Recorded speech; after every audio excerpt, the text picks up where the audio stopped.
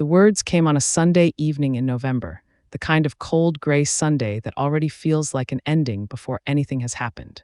We were sitting at the kitchen table, the same table where we had eaten 10,000 meals together, where I had helped him study for his licensing exam in the early years, where we had signed the mortgage papers on the house, where I had sat across from him through every version of our life together and believed, for longer than I should have, that the life we were building meant the same thing to both of us. He was on his second glass of wine. I was clearing the dishes. He said it the way people say things they have been thinking for a long time and have finally stopped bothering to keep inside. He said, "Honestly, Sandra, you have become dead weight in this business and in this house, and I do not know what I am paying for anymore." I set the plate I was holding down on the counter very carefully. I turned around.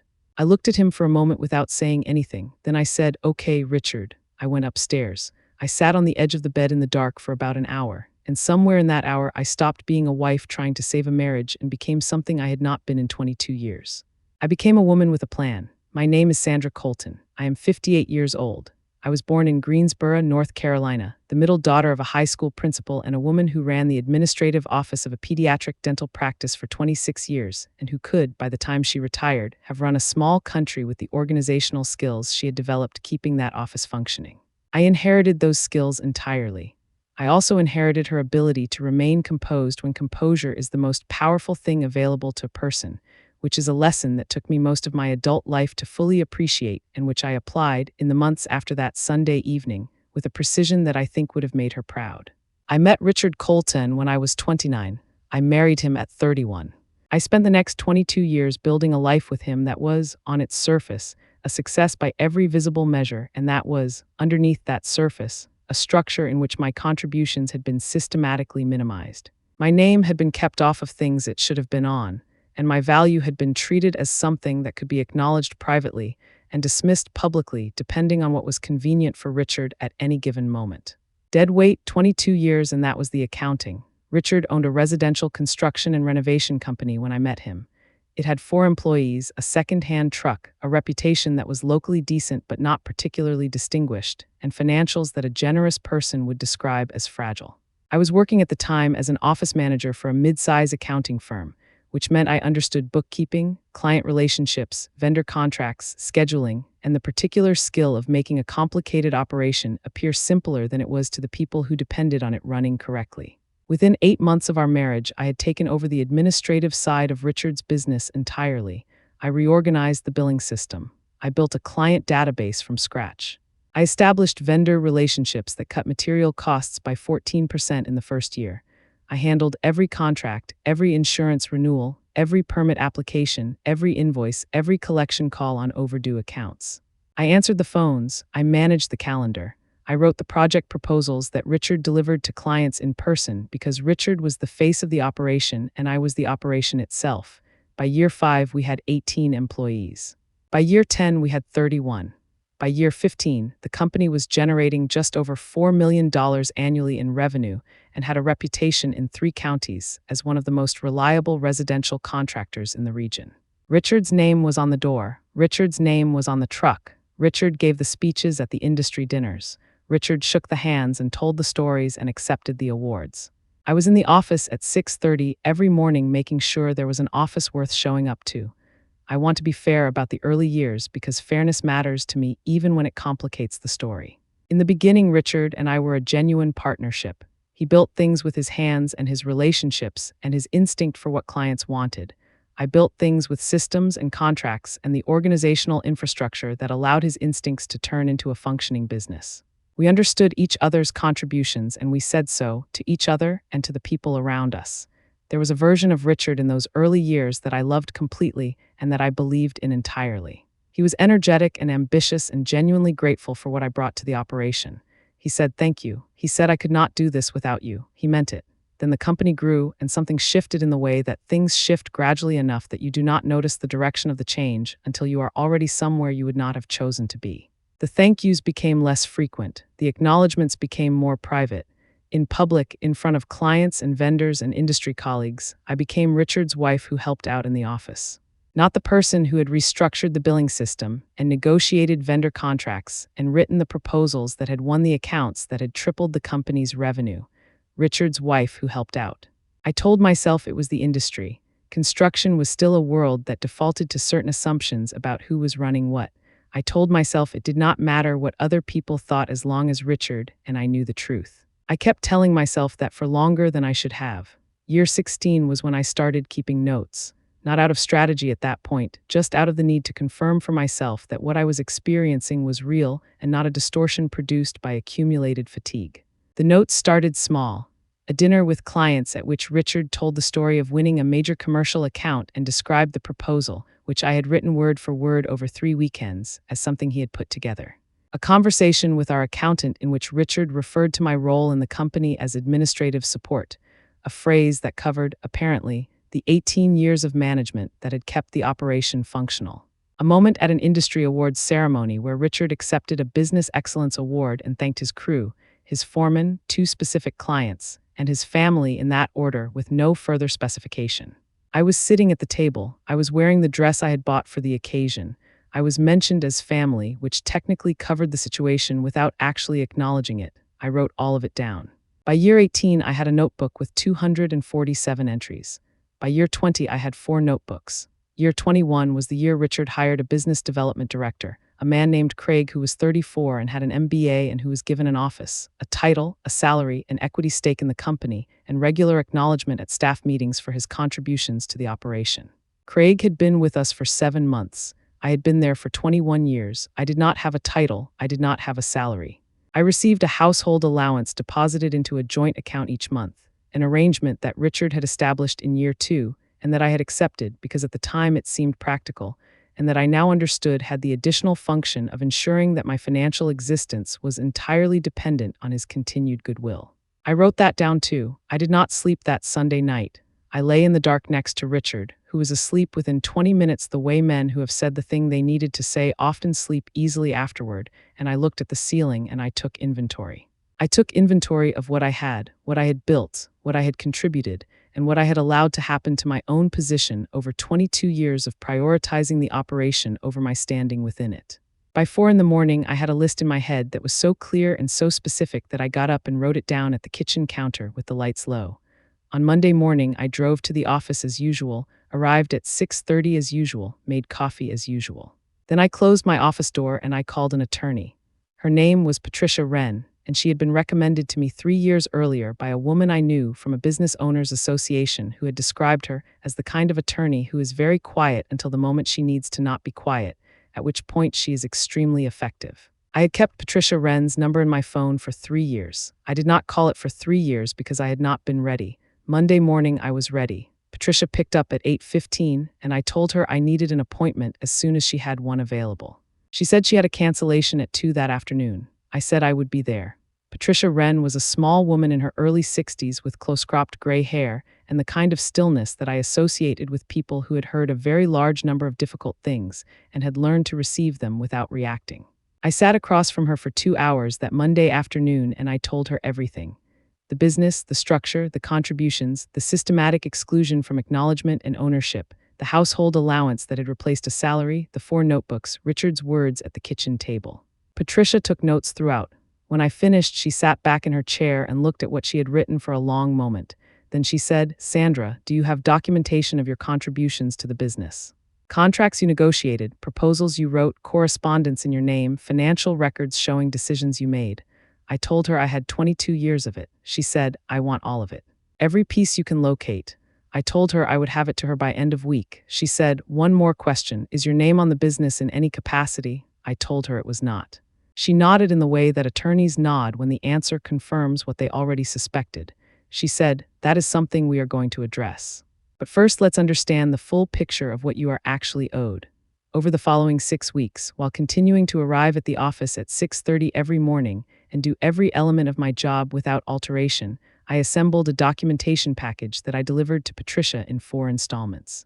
The first installment covered financial records going back 22 years, the billing restructuring, the vendor contract negotiations, the cost reduction figures, the revenue growth correlated to specific operational changes I had implemented. The second installment covered correspondence, 22 years of emails, letters, and proposals written in my name or under my direction that had produced documented business results. The third installment covered the 4 notebooks, all 247 entries in the first one and the subsequent three, each dated and specific. The fourth installment covered payroll and compensation records, showing that I had received a household allowance rather than a salary for the duration of my involvement in the business, and that I had never received equity title or formal recognition of any kind, despite my documented contributions to the company's growth from 4 employees to 31, and from marginal profitability to $4 million in annual revenue. Patricia reviewed all of it over 10 days. When she called me after finishing, she said 3 words before anything else. She said, "This is remarkable." Then she told me what she believed I was entitled to and what she believed we could establish in a divorce proceeding and what she believed the exposure looked like for Richard if he chose to contest it. I listened to every word, then I asked her how long she needed to prepare. She said 60 days. I said take 90 and do it right. The 90 days that followed were the most demanding performance of my life, and I want to be honest about the cost of them.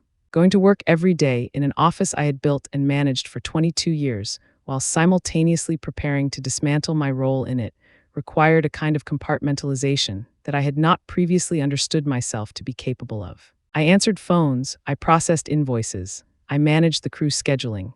I handled a vendor dispute in week 4 that required 3 calls and 2 revised contract amendments.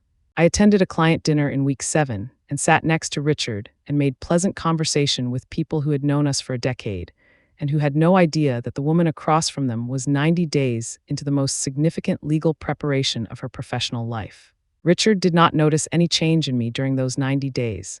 This was the most clarifying data point of the entire experience. 22 years, and he could not tell the difference between the woman who was fully present and the woman who was already gone.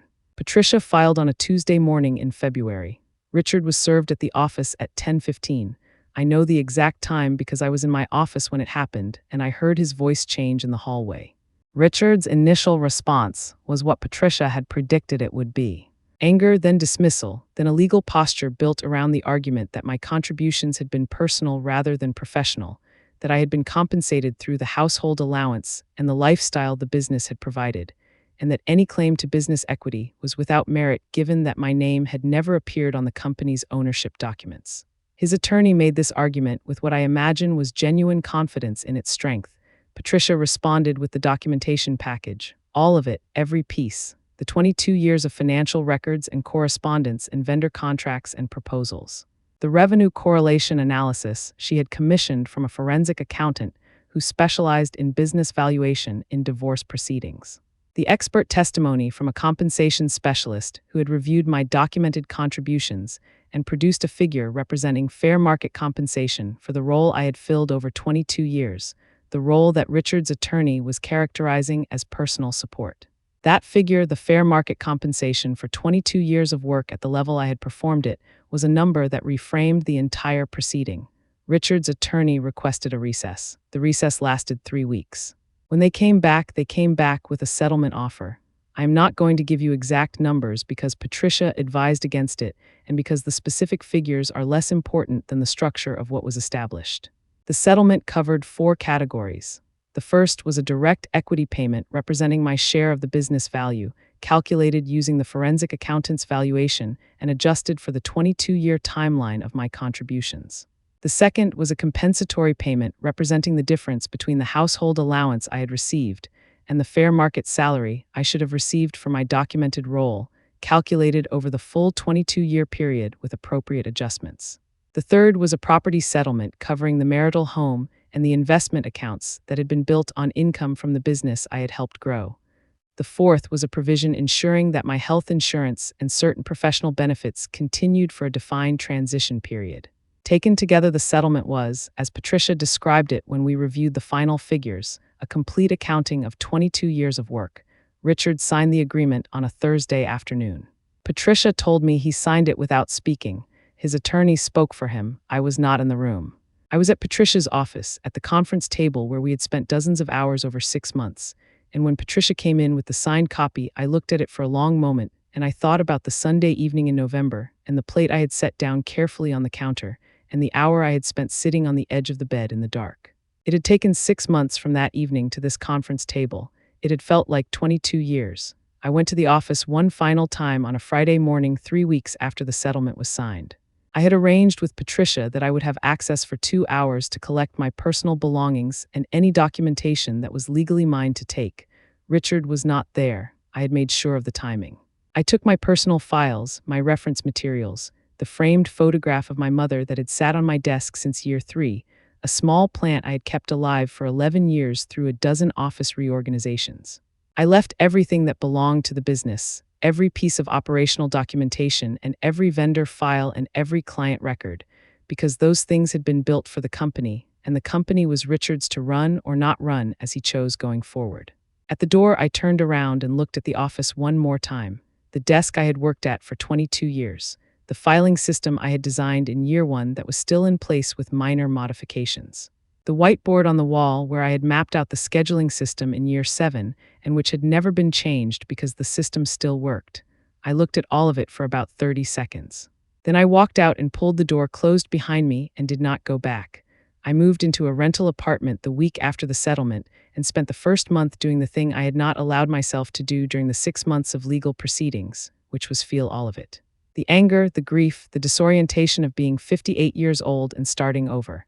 The particular kind of loneliness that comes not from being alone, but from having spent 22 years in a structure that turned out not to have been what you believed it was. I felt all of it. I gave it the time it needed. I did not rush past it or talk myself out of it or manage it into something more presentable. I sat with it until it became something I could carry rather than something that was carrying me. By month 3, I had taken an office space in a small professional building and started a consulting practice focused on operational systems for small and mid-sized construction companies. I had 22 years of documented expertise and a reputation, quiet but real, among vendors and subcontractors and industry professionals who had worked with me over those years and who knew what the operation had actually looked like from the inside. My first client came through a vendor referral in month 4. My second came through a subcontractor who had worked with Richard's company for 12 years and who called me directly when he heard I had left. By the end of the first year, I had 7 clients and a waiting list. My name was on everything. My name was on the door and the invoices and the contracts and the correspondence. All of it my name. Richard believed, I think genuinely, that what I had contributed to the business was the kind of thing that could be replaced, that the billing system and the vendor relationships and the operational infrastructure were features of the business rather than products of a specific person's expertise and attention and 22 years of institutional knowledge. He found out otherwise over the following year. I heard this through industry contacts, not because I was looking for the information, but because the construction world in our region is not large and people talk. The scheduling system developed problems within 6 months that Craig, the business development director with the MBA, was not equipped to address. 2 vendor relationships that I had managed for over a decade deteriorated after I left because the institutional memory of those relationships existed in my head and not in any document Richard had thought to preserve. A major client project ran into permit problems in month 8 that I would have anticipated and prevented in the proposal stage, and that instead resulted in a significant delay and a damaged client relationship. I am not telling you this to be satisfied by it. I am telling you because it is the factual answer to the question of what dead weight actually looks like when it leaves. Richard called me on a Wednesday afternoon 18 months after I had cleared my office. I was at my desk reviewing a client proposal when his name appeared on my phone. I looked at it for 2 rings. Then I answered because I was curious and because curiosity had always served me better than avoidance. He said hello in a voice that sounded older than the one I remembered. He asked how I was doing. I told him I was doing well. He asked about the consulting practice. I told him it was going well. There was a pause. Then he said he had been thinking about things. He said he had said something at the kitchen table that he should not have said. He used the phrase dead weight. He acknowledged using it. He said it was wrong. I listened to all of it without interrupting. When he finished, I told him I appreciated the call and that I accepted what he had said in the spirit in which it appeared to be offered. I told him I hoped the business found its footing. I told him I wished him well and that I meant it. He said thank you. I said goodbye. I put the phone down and went back to the proposal I was reviewing. It was a good proposal. The client signed it the following week. My mother ran the administrative office of a pediatric dental practice for 26 years. She scheduled appointments and managed billing and handled insurance claims, and kept the practice running with a precision that the dentist who employed her acknowledged occasionally and depended on completely. When she retired, he gave a speech at her retirement dinner in which he said she had been indispensable. That was the word, indispensable. My mother came home from that dinner and told me that indispensable was a fine word, but that she would have preferred to have heard it at a staff meeting in year 3 rather than at a retirement dinner in year 26. She said it with a smile because she was not a bitter woman, but she said it. I was 34 when she said that to me, and I thought I understood what she meant. I did not fully understand it until I was 58 years old, sitting on the edge of a bed in the dark after a man called me dead weight. Then I understood exactly what she meant, and I decided to do something she had not been in a position to do, which was to make sure the accounting happened while there was still time to spend what it produced. My name is Sandra Colton. I am 58 years old. I spent 22 years building something with my hands and my expertise and my 22 years of institutional knowledge, and my name was not on any of it. Then a man sat at a kitchen table with a glass of wine and told me I was dead weight, and I set down the plate I was holding very carefully, and I said okay, and I went upstairs and I sat in the dark, and I became a woman with a plan. I left quietly. I took everything with me that was actually mine, which turned out, once it was properly documented and valued and established in a court of law, to be considerably more than anyone had told me it was. I have a consulting practice with my name on the door. I have a waiting list. I have a life that is entirely of my own construction, which is the only kind of construction I was ever really interested in, dead weight. The man had no idea what he was carrying. If this story reached something in you, leave a comment below. Tell me where you are watching from. Tell me your story if you have one. Every voice in this community matters, and there are more of us out here than any of us knew. Subscribe if you have not already. There is more to come.